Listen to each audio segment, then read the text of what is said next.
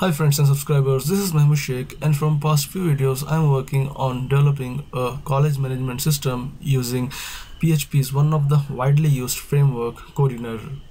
In this video I will discuss how to create a header and footer. Okay, so here this header is coming from bootstrap.css, or I am using the entire code for designing this kind of navigation menu or header from bootstrap.com. okay, so for that you need to go to bootstrap, okay, and then you need to select any of the theme. I'm using the Cosmo theme. Then you need to click on this preview button. When you click on this preview button, you will get this page where you will find the HTML markup for each and every elements, each and every sections of your page. Okay, so here for navigation menu I have an already made or predefined navigation menu here. Okay, I just have to click on this link, then it will give me this navigation menu code. I will just copy this, I will come here, okay, and I will put it here. Now I save it. Okay, and now I refresh the page. Okay, now you can see a navigation menu gets created. Okay, so I don't want all this stuff, so I will just remove this of this as well. Okay, and then I will just write a name as project name college management system. Okay,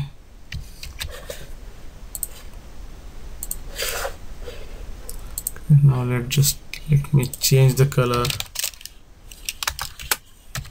style color white.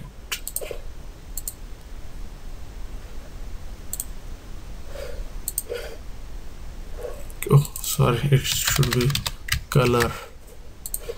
Okay, now I have created the navigation menu. Okay, so now let's just save it. Okay, so what I will do is I will create a folder inside views with a name called inc, and inside inc I will create two files. So it is header.php and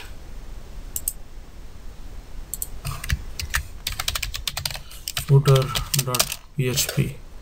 okay, inside header I will take this entire code and I will put it in my header, and the rest of the code I will take it from the home.php and then I will put it inside my footer.php and I will save it. Okay, so now I will include this header and footer files. Include